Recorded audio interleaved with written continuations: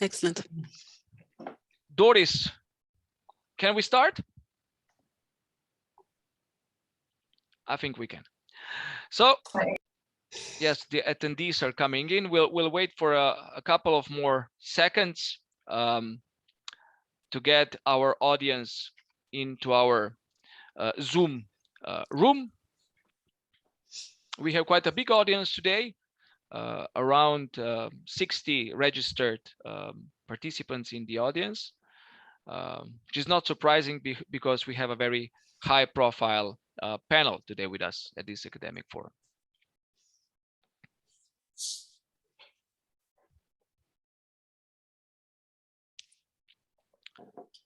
Okay, I think we can start. Hello, everyone. My name is Matej Avbelj. I'm a professor of European law and director here at the new university in Ljubljana. It's my great honor to open a new session of the academic forum of the new university, which will be today dedicated to the topic of the Slovenian, French, and the EU perspective on the future of Europe.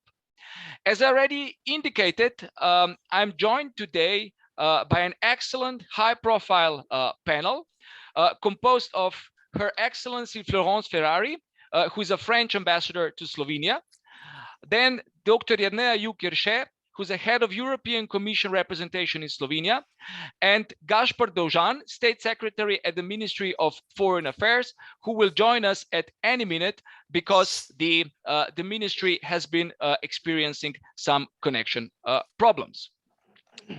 This academic forum takes place within the ambit and under the auspices of the research project dedicated to the integral theory on the future of Europe, funded by the Slovenian Research Agency, and this funding we also gratefully acknowledge. Today, we planned this forum, of course, well ahead.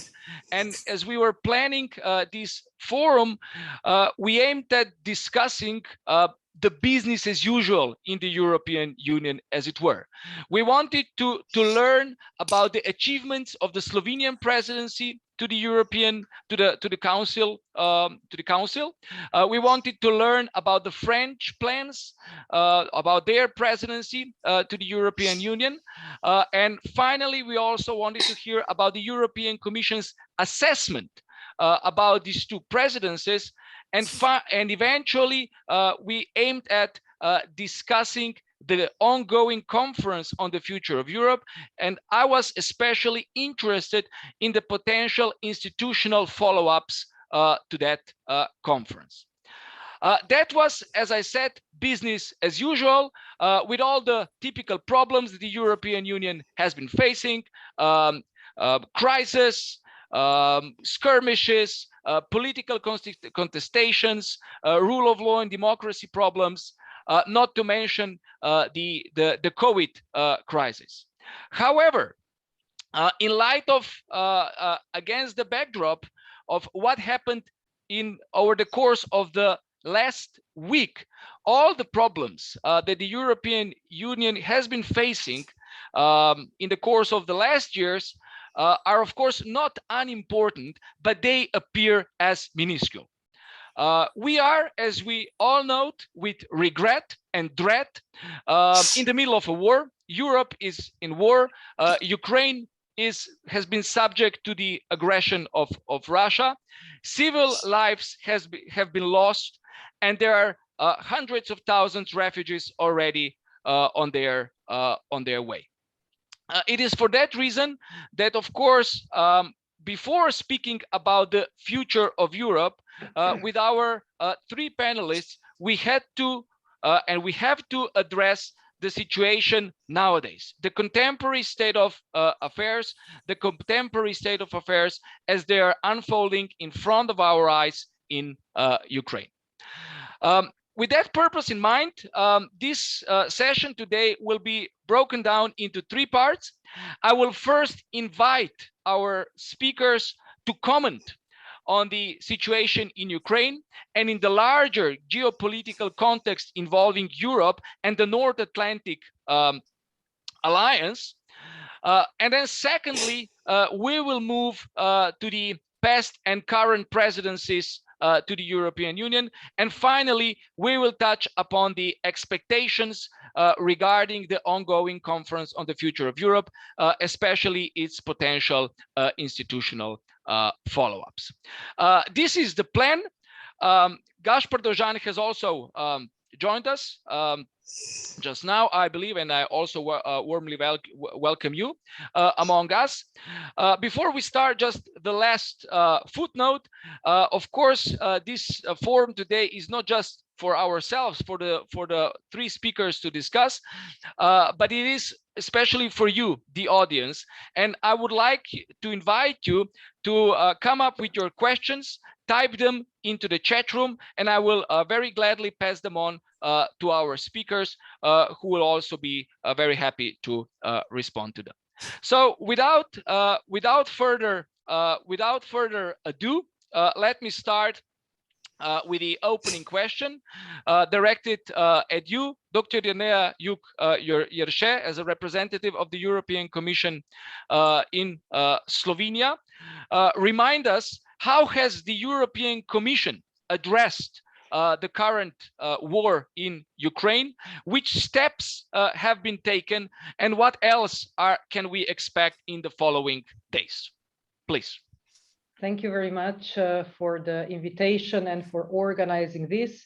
Indeed, it would have been nicer to start only with the future of Europe as such, but because of the circumstances right now, we have to actually also look a little bit back.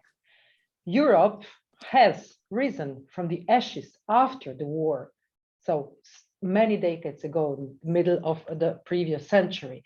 But now this war, a different war, a similar war, is here in Europe again. So the EU has responded, and we condemn in the strongest possible terms Russia's unprecedented military aggression against Ukraine. By its unprovoked and unjustified military actions, Russia is grossly violating international law and undermining European and global security and stability. We deplore the loss of life and the human suffering.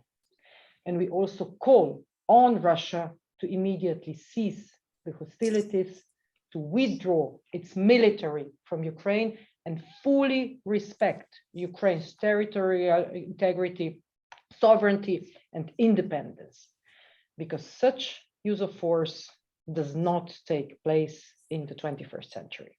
And the EU stands firmly by Ukraine and its people as they face this unparalleled crisis. If I go quickly through what has the EU done, because the EU often has been criticized in the past, oh, the EU has not done anything. Well, this time the EU has done a lot, and I would say immediately. So when you look at the sanctions, you all saw that the EU is stepping up the support for Ukraine and the sanctions against Putin's Russia. And for the first time ever, the EU will finance the purchase and delivery of weapons and other equipment to a country that is under attack. First, what we are doing, we are shutting down the EU airspace for all Russian aircraft. Then, in another unprecedented step, we also will ban the Kremlin's media machine. The third, we will target the aggressor's friends, the Lukashenko regime. And this is already the second step, because this comes on top of the first package of sanctions that was already presented on Friday and agreed with international partners. And if I just quickly summarize that one, what we did, that some important Russian banks were excluded from the SWIFT system. We banned transaction of Russia's central bank, and we froze the assets. And we are targeting the assets of Russian oligarchs. And we remain in close contact with our Ukrainian friends, because the resilience of the Ukrainian people is outstanding and impressive. And they are an inspiration to all of us. So the EU will provide still will continue to provide political, financial, humanitarian assistance. When we look at the macro-financial assistance, the EU has already provided now over 1 billion to foster stability of Ukraine, but since the 2014 crisis, already 17 billion euro of the macro-financial assistance have been provided to the country. Then also, the EU is helping with the civil protection mechanism, because once Ukraine has requested the activation of this assistance, the EU is helping and is coordinating a help from more than 20 member states, consisting of millions of items of medical equipment, of first aid kits, fire equipment, water pumps, power generations, and so on. We are also one of the largest humanitarian donors. And just today, the president said, yes, we have already given 200 million in emergency, but these numbers are going to go even up. But because of this crisis, this is a humanitarian crisis, and also the migration aspects have to be looked at. And we welcome with open arms all those Ukrainians who have to flee from Putin's bombs, and we are mobilizing every effort and every euro to support our Eastern member states that are actually taking care and hosting the refugees. We will do this in full solidarity. There is yet another aspect we all see about the energy supply and the security. 40% of all the gas in Europe comes from Russia, but we are already diversifying. We're looking at other sources, at the liquefied gas. And here, maybe we can talk about this a little bit later. We see that European Green Deal could be a solution also to this part. And let me finish this introduction just with what the president has said. Ukrainians see Europe as hope. We are with them in this. And we have a process with Ukraine that includes integrating Ukraine into our single market. And we have a very close cooperation on the energy grid, for example, and many other topics where we work closely together. And indeed, over time, Ukraine does belong with us because they are one of us and we want them in the European Union.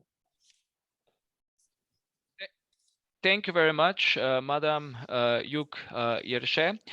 We will now move to Her Excellency, Madame Ferrari. We chatted a little bit before this session about the priorities of the French presidency.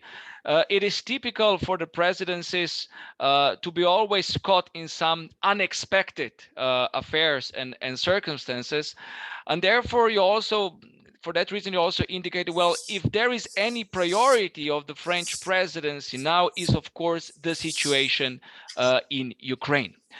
I'm wondering, what is the French position on the Ukrainian situation? France, as we all know, also holds a permanent seat in the Security Council of the United Nations. And in particular, to chime in already one of the questions from our audience, do you think that this crisis, this war, can escalate even beyond the Ukrainian borders, maybe to the Balkans, as one of our students was wondering? Please. Thank you very much for your invitation and for organizing this conference today. I think I can't begin this introduction without a special salute to the Ukrainian people that were currently under the bombs.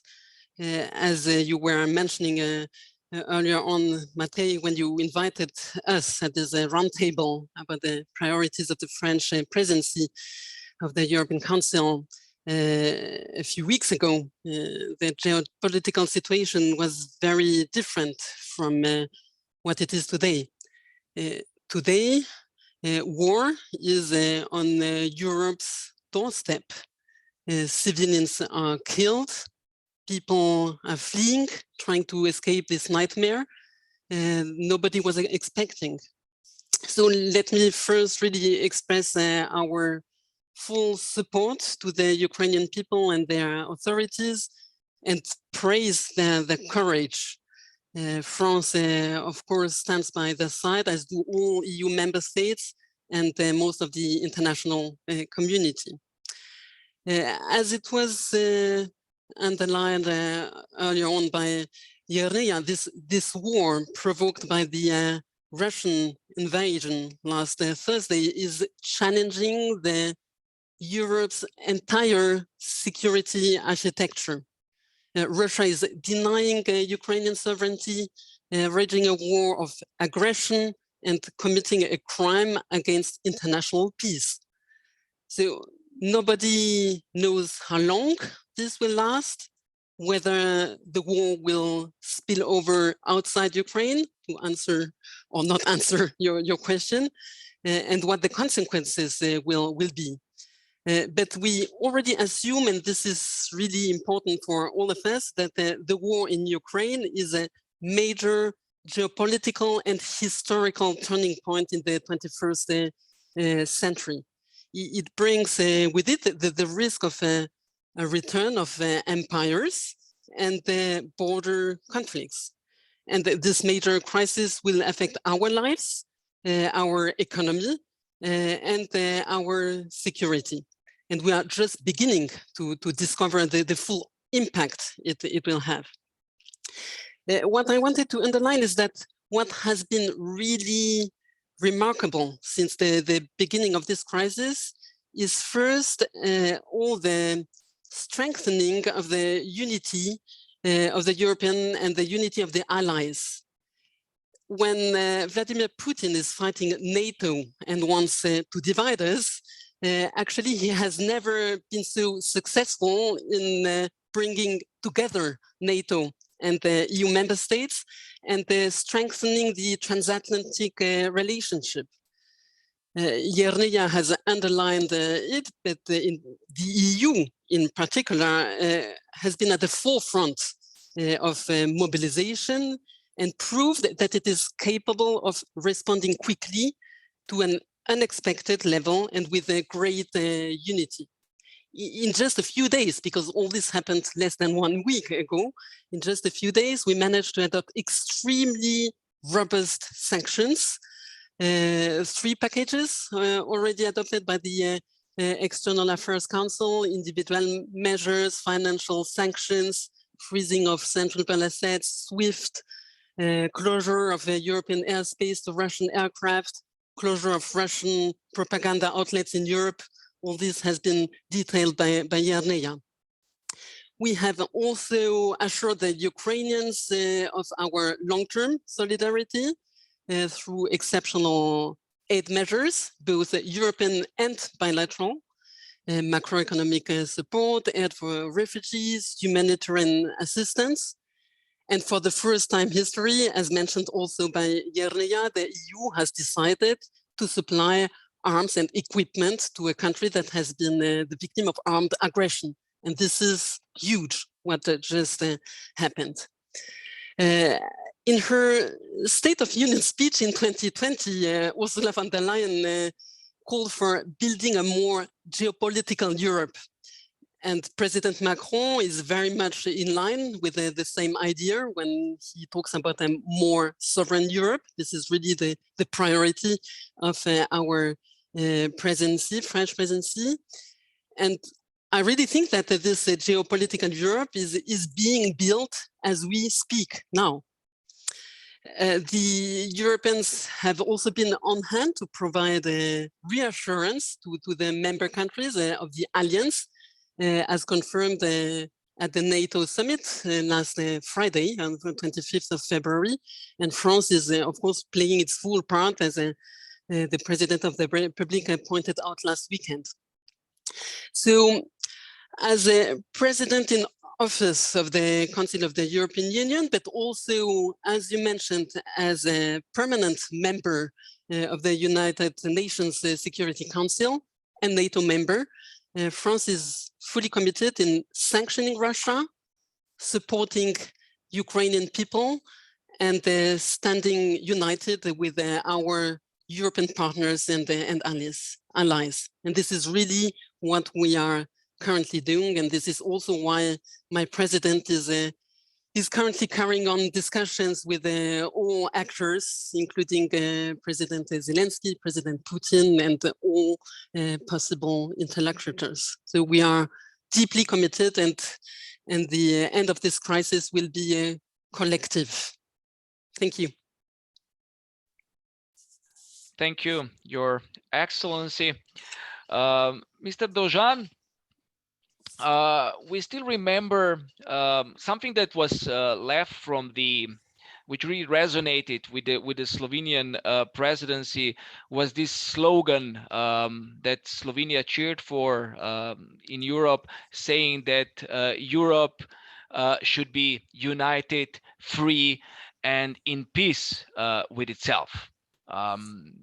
You were taking part, or at least collaborating already during the first presidency of Slovenia, then still to the European Union, now just to the Council of Ministers. And already back then, this presidency was interrupted by the Russian aggression to Georgia. So my question really is, how realistic is, in view of what's going on now, this idea of Europe united, free, and at peace with itself? What's the Slovenian position on that? Well, first of all, I would also like to thank you for organizing this event. I think it's very timely to discuss the future of Europe, because we are in the middle of a big transformation in Europe that will also define our future, just like our my previous speakers already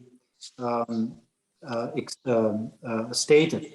So I think it's crucial moment for the future of the EU at the moment.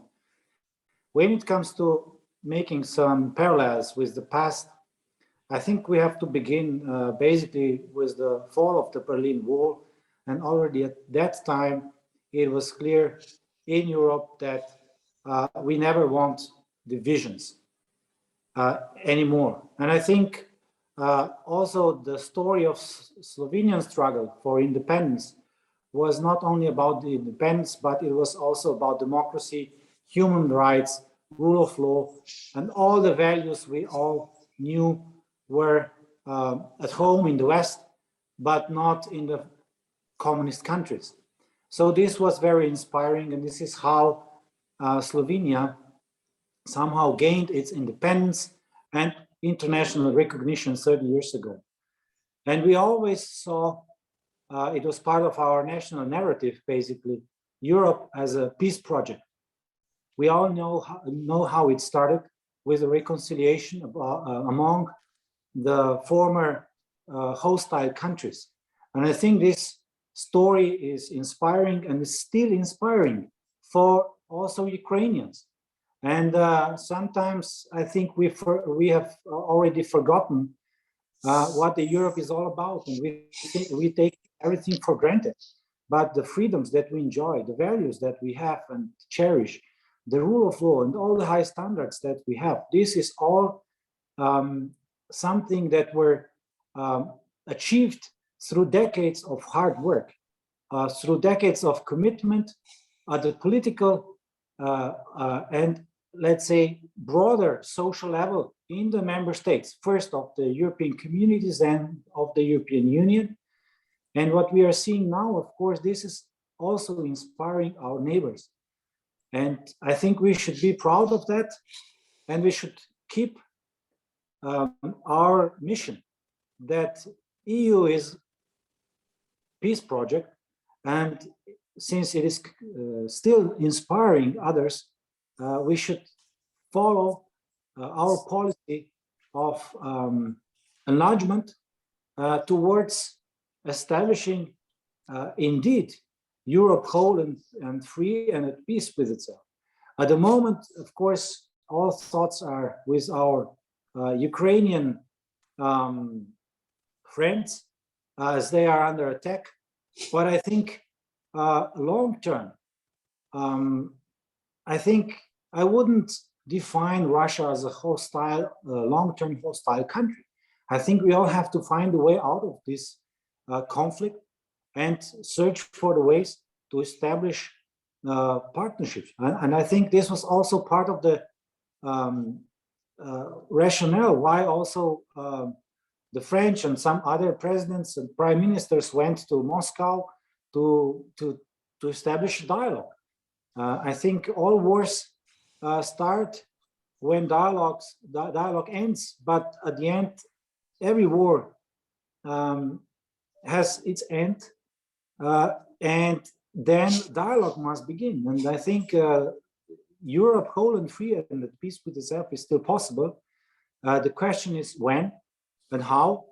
But I think we, at the moment, we have to, we clearly have short-term challenges and goals, which are unfortunately sanctions, and the countermeasures will also come.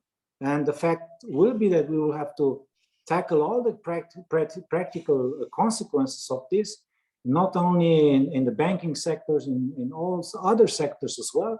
So we will have to come over this, but I think we will learn a lesson again. And at the end, this will pave the way, of course, to dialogue, I hope, at least, sooner or later.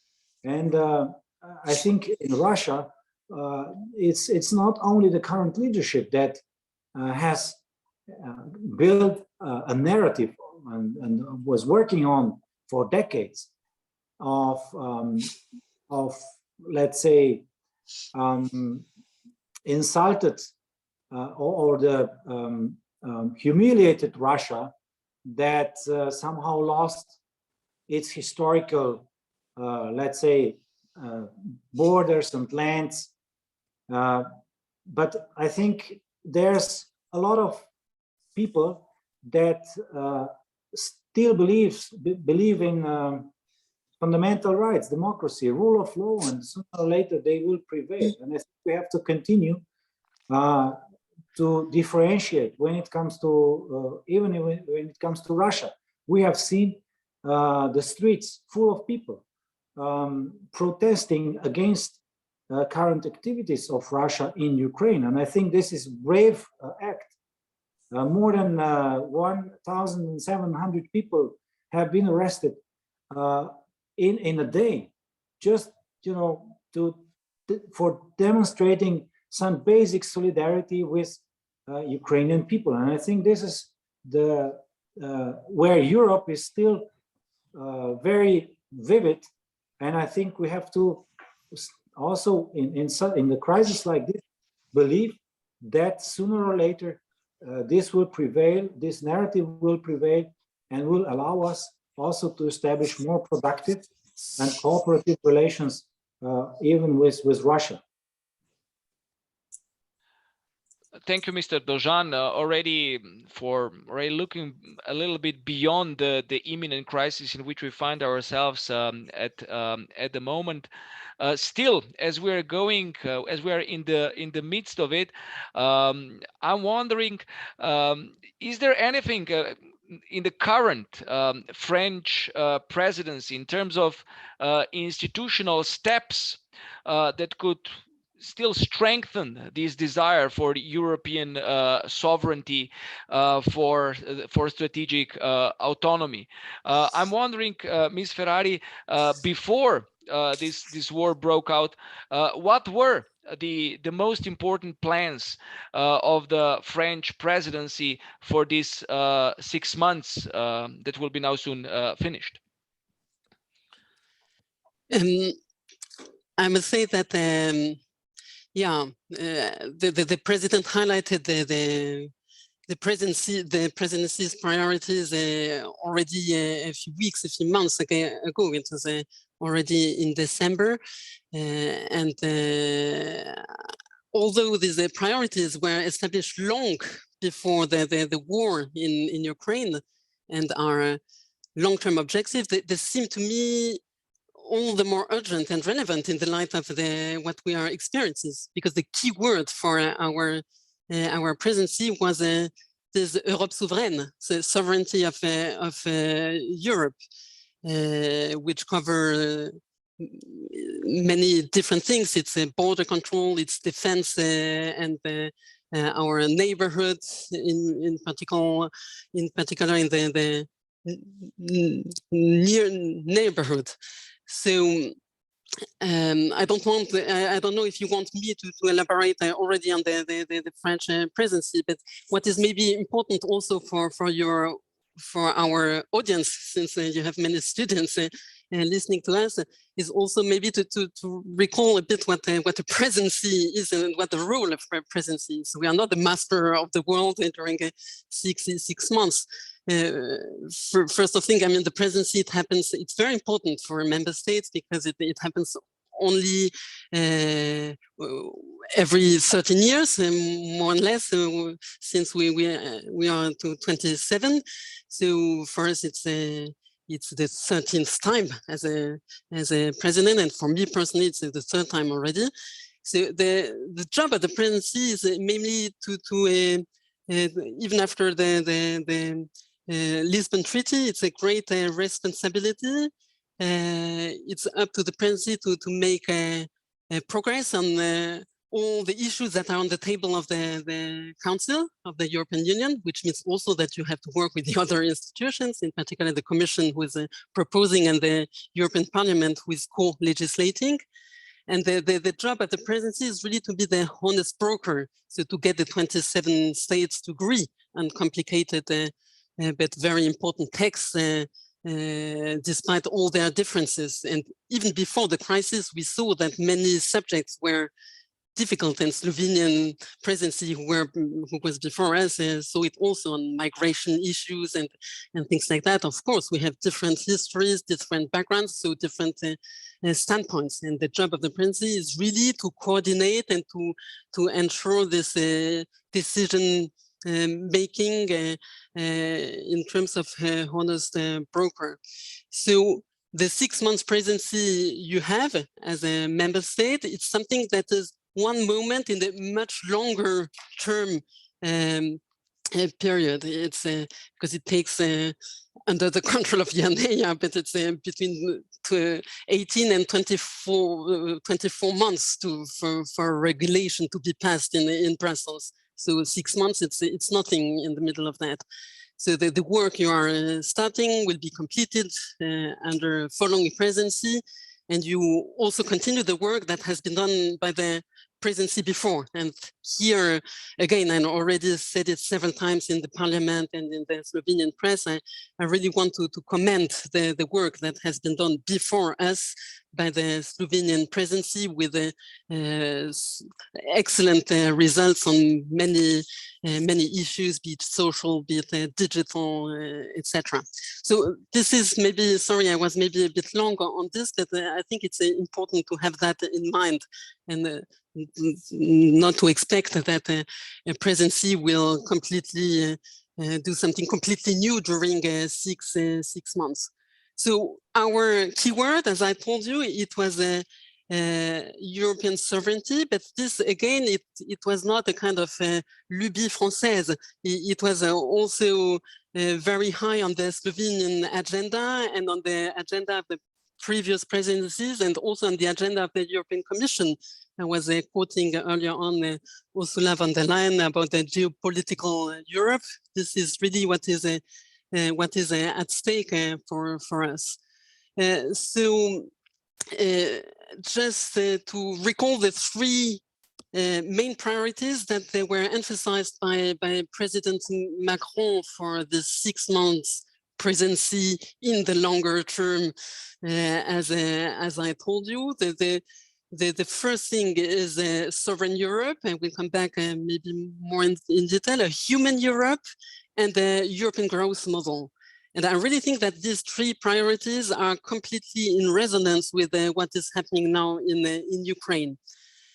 So the sovereign Europe, I think that the Russian attack on Ukraine underlines really the urgency of establishing the EU as a strategic actor. It was really something we wanted to underline for our 6 months. It is really for the European Union to decide on its own security.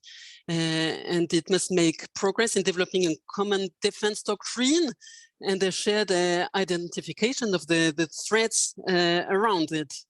And this is the objective, I will say, the keyword of strategic compass.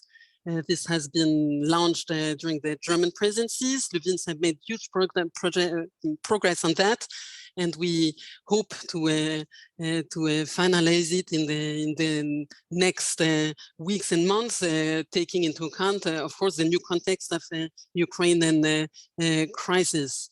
This is really essential to have that in mind, and also without calling into question the role of NATO. Sometimes my country is questioned about that, and really it is the contrary. And the past days have shown that the two can work hand in hand, and that when they work hand in hand, it's even more efficient in the interest of our collective security.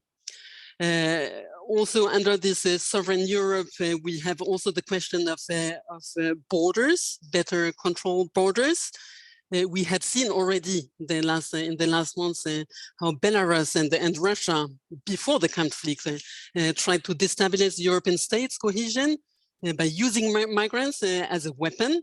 We saw that in Belarus mainly, and the situation at our borders and the tragedies that are taking place there, be it now, but also in the past. We had that with the migrants at the Belarusian-Poland border, show that to what extent it's really in everyone's interest for the European Union to adopt a common policy for managing migration and asylum. So this is why this is higher on the agenda of the French presidency. It was before the crisis, it's even more now.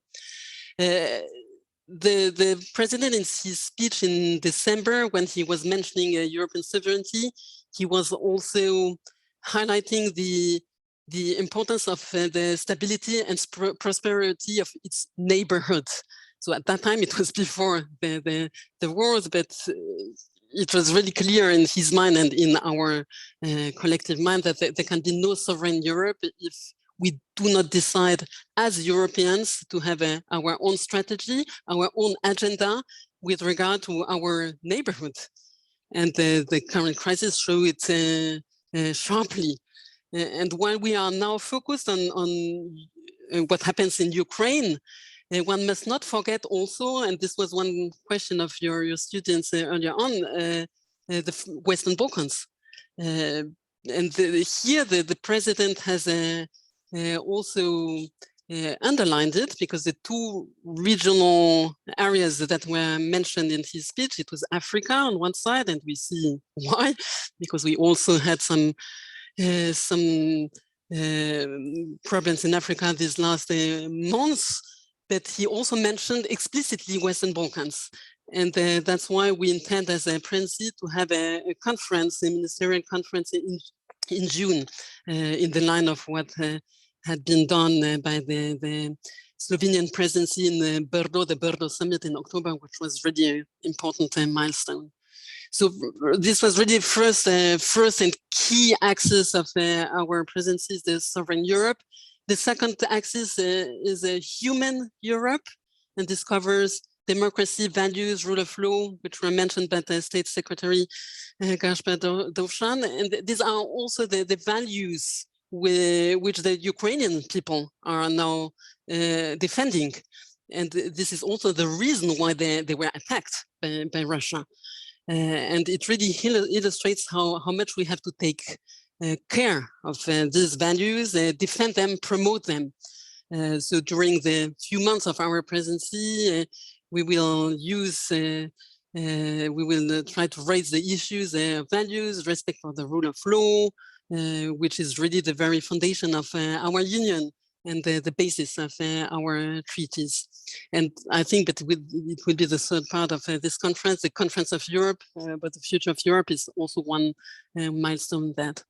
And the third priority, maybe it seems a bit bizarre in the current context, but it's essential. It's the European growth model, which covers the economic response to the crisis, investments, climate, digital, social issues.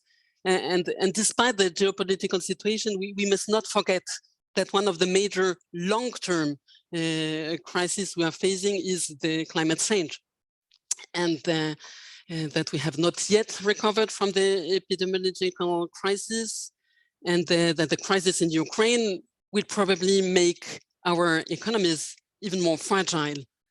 So on all these subjects, and in the line of the excellent work done by the Slovenian presidency before us, it will be up to the French presidency to continue the work on the legislative proposals for Fit for 55 package, for instance. It will be also up to us to work with strengthening European sovereignty in the fields of industrial, technological, and the energy supply issues, which are crucial today. We see that also with the energy supplies. It was mentioned by Jerneja. We see that with cyber, which was high on the agenda of Slovenia and which is key today. And we cannot avoid a strategic reflection on our energy sovereignty, while gas supply is both a major source of revenue and a means of pressures in the hands of the Russian president. So in a nutshell, if I can say, this is what we had in mind for our presidency, and what we will try to push with all member states during these coming months, but which is completely accurate in the current context of the crisis in Ukraine. I was too long, sorry, Matej. No problem. Thank you very much, Florence, for a pedagogical note explaining actually the object and purpose of the presidency, how this actually works, and outlining very comprehensively the priorities of the French presidency. You also sort of build a bridge back to Mr. Dovžan by commending the Slovenian presidency, which took place before the French one. And we would all recall that one of the major points of the Slovenian presidency was indeed concerned with the Western Balkans, the importance of the enlargement and of filling the void, the geostrategic void existing in the Balkans. So, Mr. Dovžan, the French ambassador already commented also on the Brdo summit. I'm wondering, against that backdrop, what would you say about what were actually the real achievements of the Slovenian presidency with that regard, and especially how do they look like now in the context of the Ukrainian situation?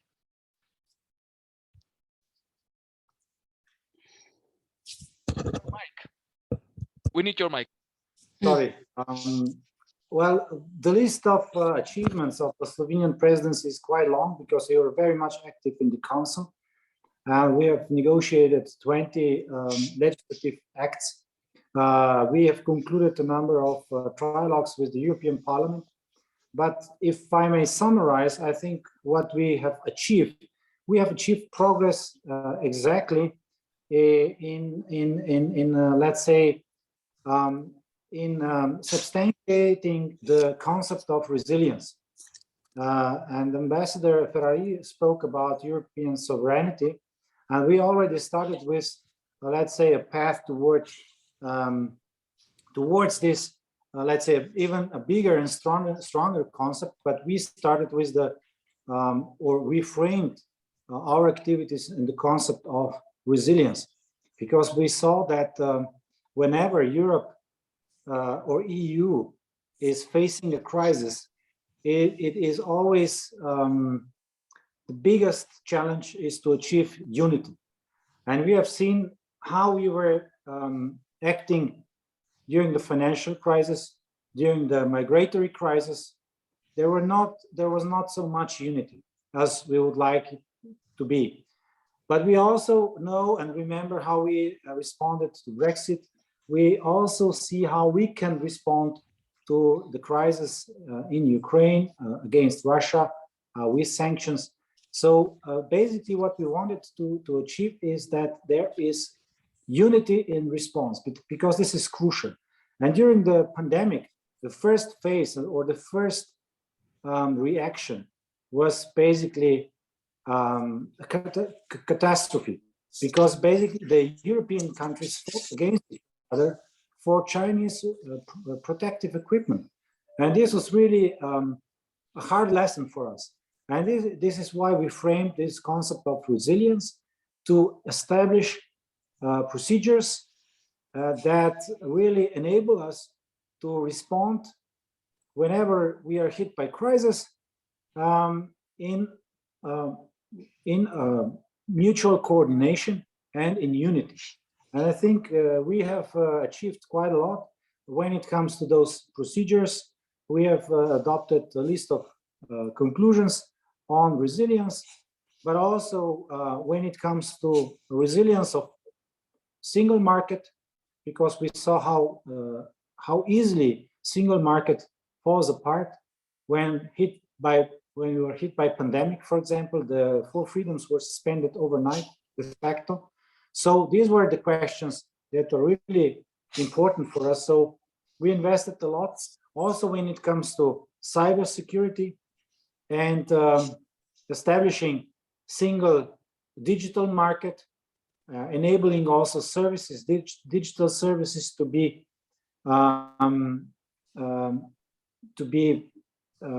available at the EU market, a single market, because in the field of digital services, the single market was still fragmented. So all these aspects were the focus of our activity.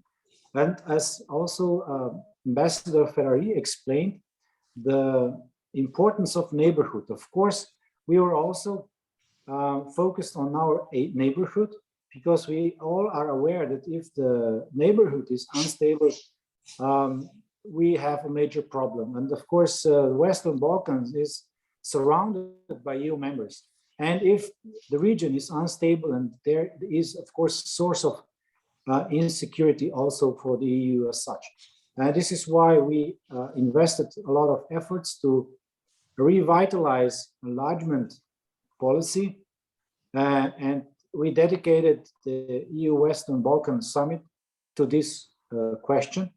We agreed that such summits will be a regular yearly exercise, which is very important. We achieved also progress when it comes to the concrete negotiations with Serbia, because we were able to open 4 chapters, which are very important because they are related to connectivity and green agenda, which is of tremendous importance also for the Western Balkans. And we were also able to adopt conclusions on enlargement during the December General Affairs Council. This was usually let's say a yearly exercise that was almost self-evident, but it's not the same anymore. So enlargement has become, I would say, a more delicate topic in some of the member states. But we were trying really to persuade the other member states that this is really the key strategic policy of EU, because it has transformative power. It can bring about change in the accession countries. And this is why we were really trying to speed up the accession negotiations with the countries that are already negotiating, or we were also investing a lot in deblocking, for example, the dispute between Bulgaria and North Macedonia. So we were really active in this area. But even though the achievements on the paper are not as one would wish, I think that this tragedy in Ukraine will definitely put also the enlargement as policy in a different, in totally new and different context. And I think we still have to remember how enlargement really was important after, as a policy, after the fall of the Berlin Wall. And I think we have to again see this potential in the enlargement policy and think strategically when it comes to our neighborhood. And you have already, during my previous intervention, or ahead of my previous intervention, mentioning the question or the crisis in Georgia. And we have, meanwhile, maybe forgotten the NATO summit in Bucharest, where there was no unanimity on granting membership action plan exactly for Georgia. And I think as soon as we signalized, we were unable to expand at that time, of course, as NATO. This was seen as an opportunity on the other side, and the Georgian crisis followed. And I think this is the lesson. And our Prime Minister many times repeats that if we are not enlarging, somebody else is enlarging. And I think we should really, this has really deeper and strategic meaning.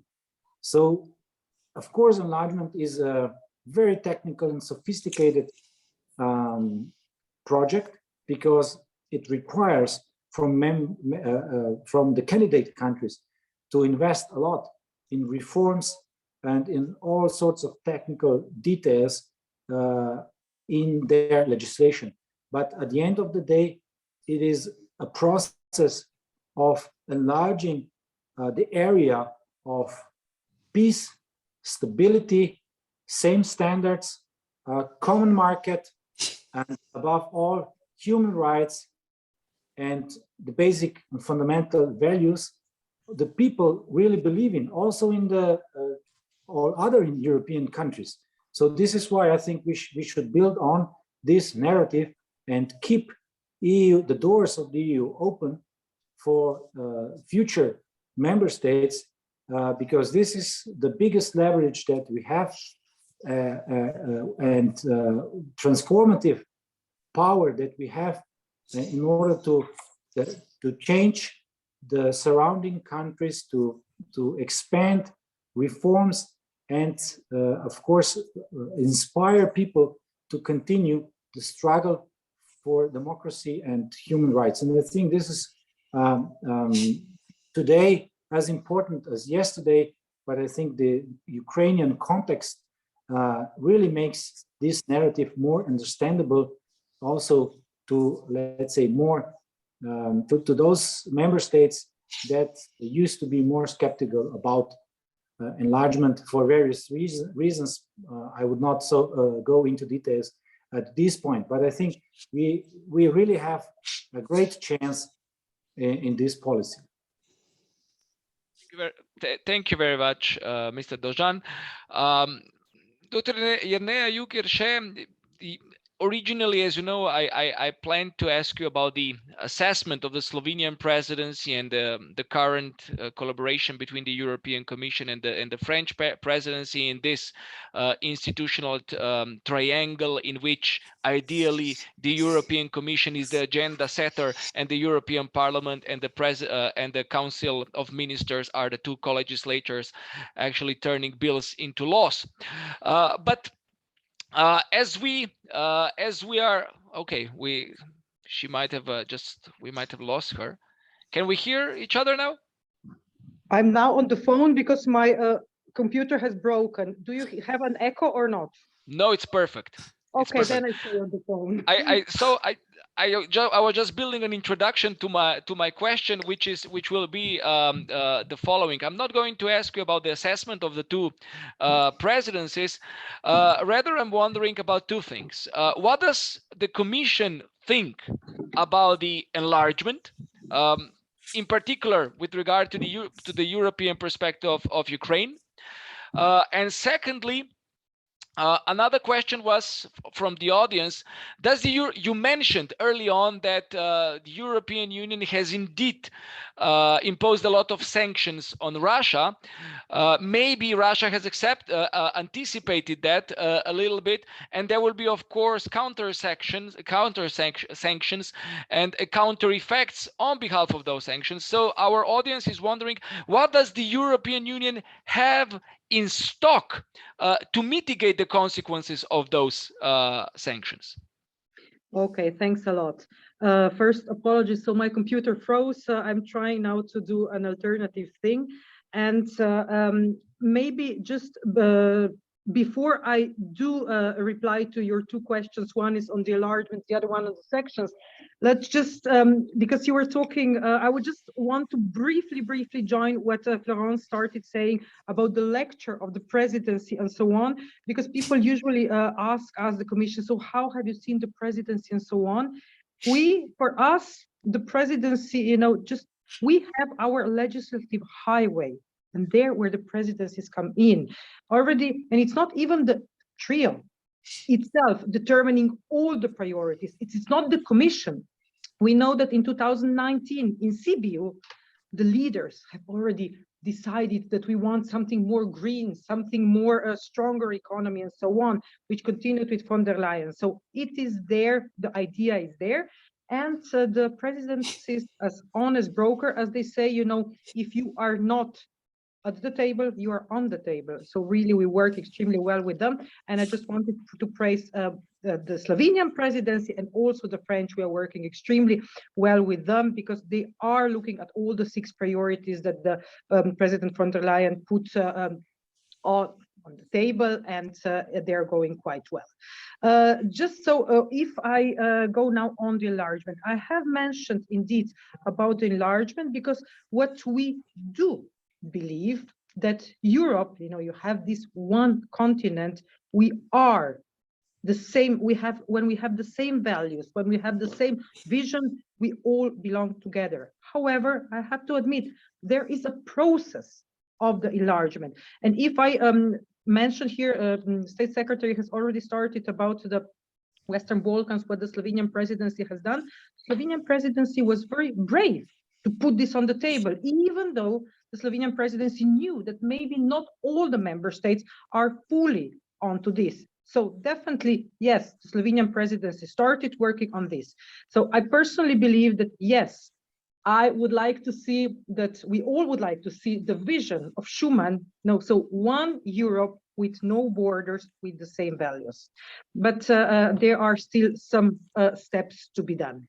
On the sanctions, I think that the EU maybe a little bit surprises everyone, because if we thought still maybe even 1 year ago, would someone think, or maybe before COVID, that we would have such a strong united response on the COVID measures?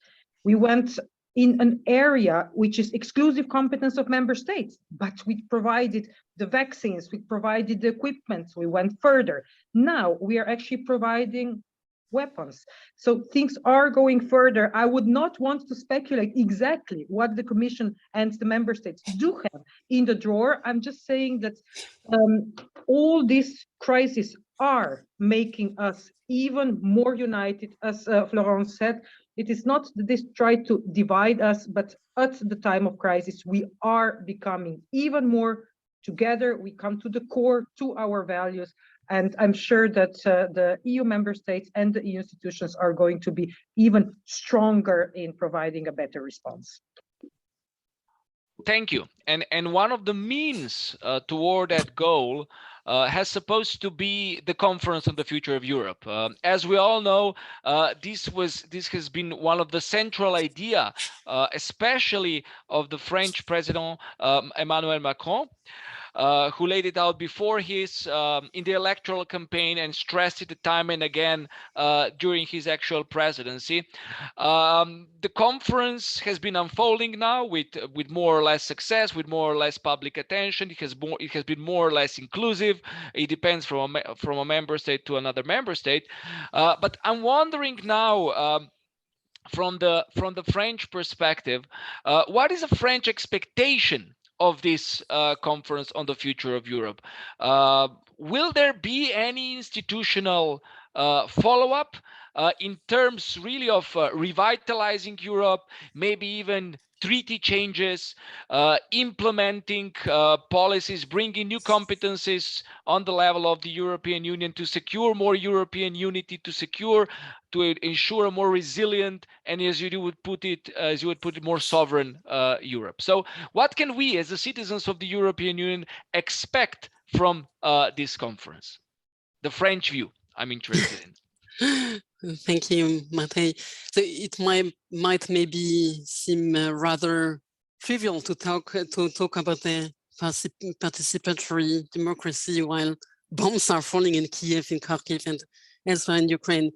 But I think that this subject is even more essential than it ever was, because what is at stake in Ukraine, as we were mentioning earlier on, it's our democratic values, it's the freedom of every European citizen to express his or her convictions, to participate in public life. And this was a large part of Ukrainian society aspired to when they turned to Europe. And this is also why what Vladimir Putin is denying them currently. So this is why this is so central. So when it comes to the conference, you mentioned it's indeed an idea of my president. It comes back to the tribune of President Macron addressed to the European citizens. It was back in 2019, and it had been published just before the European Parliament elections. During Brexit process, it's also good to have that, because we forgot Brexit, but it was also one of the first crises we had to face at that time. And it's really based on the observation that the European Union appears to many Europeans to be a soulless market, and that Europe should be more than this. So the different crises we faced since Brexit, we had Brexit and we had the pandemics, now we have Ukraine, show how much Europe is more than this, and how much it's important that the citizens are involved. The polls tend to show that citizens feel quite distant from the European Union and its institutions, especially the youngest ones. I think the turnout at the last European election was very low in all EU countries in 19, and this is really a fragile trend. But even if the European issues are complex and most of the time very technical, they have impacts on the lives of European citizens, and it's therefore really essential that we have a more direct and immediate relationship with institution and public decision making. So this is really the background of the conference. So it has started a bit late, but we had many discussions before launching the conference. So it started more or less 1 year ago in May 2021. Of course, it was quite difficult to organize also because of the pandemics. When it comes to dialogue with the citizens, it's completely different to have it online or to have it live.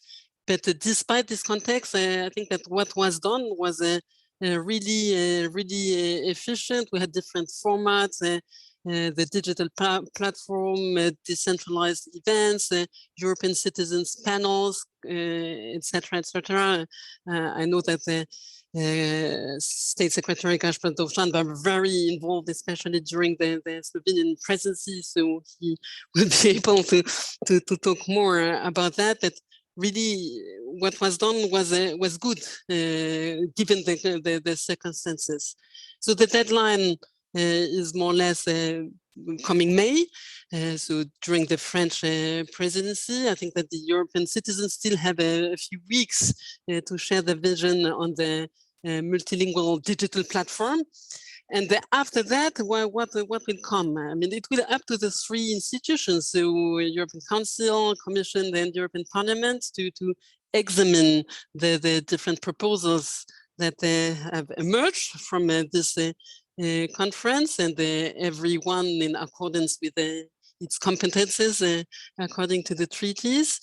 We will pay particular attention to ensuring that the proposals made by the European citizens are implemented and produce impacts, because if it's not the case, it will be an empty process, in my opinion.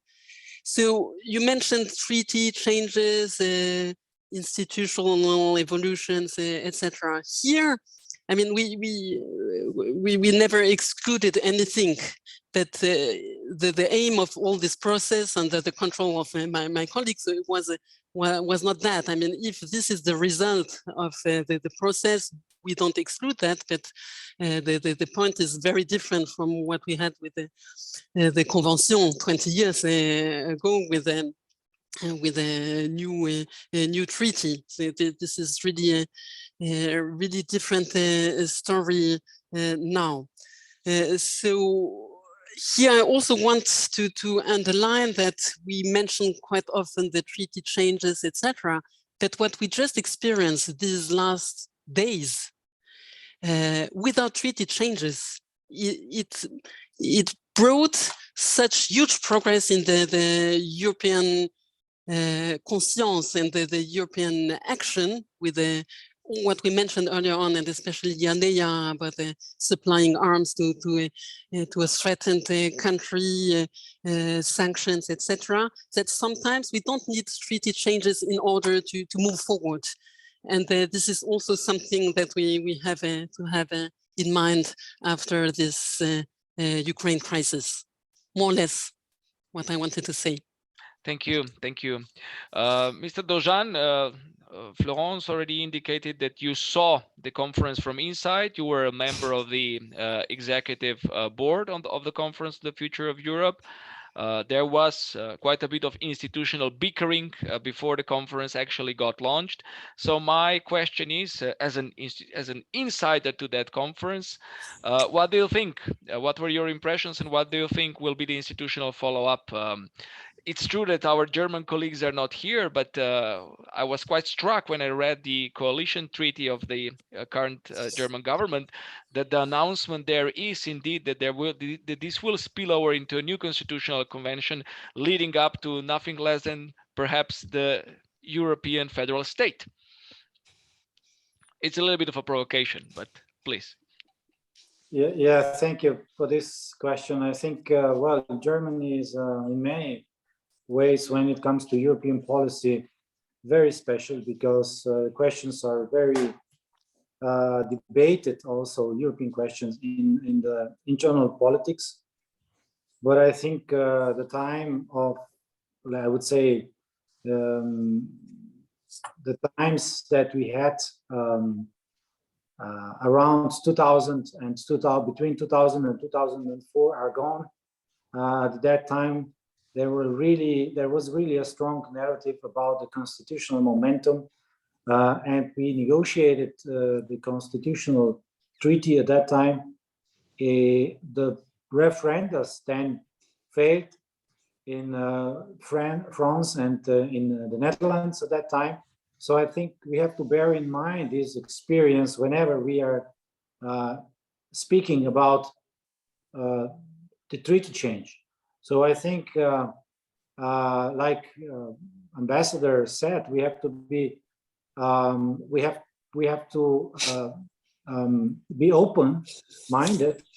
We shouldn't exclude a treaty change if at the end of the process they appear necessary. But I would be very skeptical about raising expectations and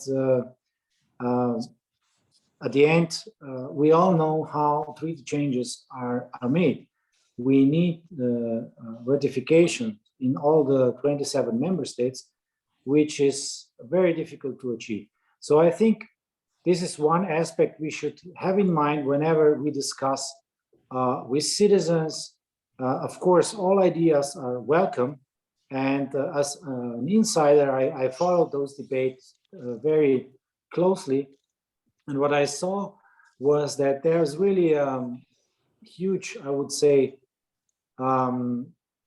difference between citizens on one hand, because they are diverse, and institutions on one hand. So, and I think that the whole conference was meant to, for the institutions to listen to the citizens. And the citizens in that process sometimes got the impression that they are there to listen to the institutions. And especially one of the institutions was very, very, let's say, ambitious in this respect to make clear all the ideas they have and present them to the citizens. And there was really a strong reaction against this process. It was very interesting to follow, and I think the process meanwhile also changed, because also institutions showed the readiness to adapt, and many, I would say, working methods were changed also already during our presidency. So we really changed this first impression, and at the moment I think really citizens are at the center. So, and the institutions are there to listen and to collect what will come up from the digital platform.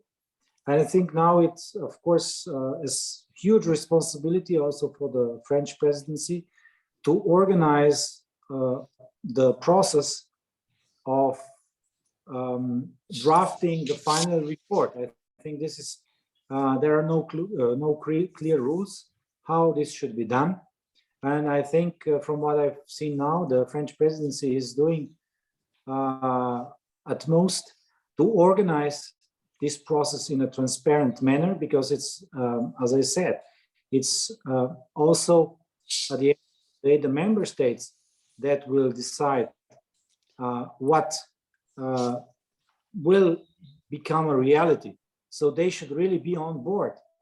And this is why it is so important that all the ideas that are presented, and if they come from the citizens, are thoroughly debated also in the council and in the council working groups, so that we achieve unity, so that we can all live at the end of the day with the ideas that will come, since it is so important that we really are building up this unity. We should not end up with a bunch of proposals nobody is really willing to implement. So I think this is now the biggest challenge, to connect the ideas and bring the member states on board, but also the institutions, and then to work on the implementation of the ideas that will be part of the final report. And I think here we have established procedures, but also institutions within the Conference on the Future of Europe. Here the executive board has a special role to play, but also the co-chairs of the executive board are special responsibility within the executive committee. So I think this is really now the time to somehow organize this process and to use the institutions within the conference that was set up to continue with the process in a transparent manner. And at the end of the day, I'm absolutely sure that we will receive a report that will be shared also by or with the ideas that will be also shared by the three institutions, including all the member states within the council, and that the process of implementation will follow. I think it's crucial that we use the time in the current mandate of the European Parliament and European Commission to work also on the implementation, since we should not forget that also the previous European Commission tried to organize a debate, and there were a number of ideas already circulating, but at the end, there was no time to work on the implementation. This time, we have a little bit more organized and structured process in the framework of the conference. So we should really seize the momentum and bring the institutions on board and then agree on the implementation, which will then, of course, be homework for all the three institutions. Thank you. Dr. Jug Jerše, what's the Commission's view on the on the Conference on the Future of Europe and its potential institutional follow-ups? Yes, thanks a lot. Let me start first. So because I was talking about how the President von der Leyen presented her 6 political priorities before taking up the mandate. One of them was actually priority number 6, to give new impetus to democracy and to listen to citizens more. So I think from this perspective, the Commission has delivered and has given a chance to citizens. I think it was around 50,000 participants giving 15,000 ideas. So it is a lot of ideas that came there. Then, but we do need to know, as the State Secretary said, the Commission is coming to, we are well into the second part of the mandate, and now it's the time for implementation. What is good already that we can say, we can see that what citizens are thinking now and what the ideas are they bringing are those the European Commission is already working on. It is not the health union, which would be priority number 1, but which we showed it's actually the Green Deal, and we know we have committed to be the first climate neutral economy by 2050. So we are going in the right direction. Now, as you do know, the Commission or the institutions have not yet announced what the follow-up would be, but they have promised to look at every single input, at every single post in the platform. The platform has actually, for the moment, stopped on the 20th of February. So all the ideas that were put into the platform until the 20th of February were those that are already being, as we speak, analyzed. And I believe so. The official view is that we will see, the Commission will look at and will see what to propose. But my personal view is that I agree with the State Secretary and actually with the Ambassador as well, that there will be some concrete but manageable follow-up. And we have seen in the last, I think in this mandate, we have seen, I would say, not more unprecedented things, which we thought that we cannot move, but we have moved a lot. So I'm quite optimistic about the future of Europe, and I believe that the future of Europe will be as we, citizens, are going to make it, and we need to make it bright. Thank you. It is also with this optimistic note, in these uneasy times, that we will have to bring this today's session to its proper end. We still have a number of questions touching on geostrategic global issues stemming from the Ukraine crisis. We have questions that touch upon the particular well-commended initiatives of the Slovenian and the Polish Prime Minister. Unfortunately, we don't have time to address those questions today, but the new university will organize another set of academic forums, especially dedicated to the Ukrainian crisis. So you will be invited to pose those questions then again. At this point, I would like to thank our participants, our speakers today, Her Excellency Florence Ferrari, Dr. Jerneja Jug Jerše, and Mr. Gašper Dovžan. Thank you very much for taking your time, for sharing your thoughts with us. Indeed, it is a very uneasy moment, not just for the European Union, but especially for the Ukrainian people.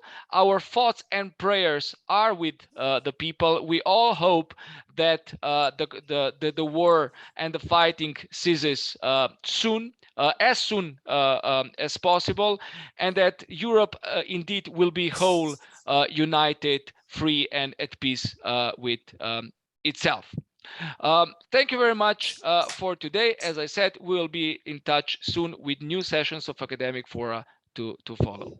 And for the speakers, you will receive another email thanking on my own behalf. Thank you. Thank you. Bye-bye. Thanks.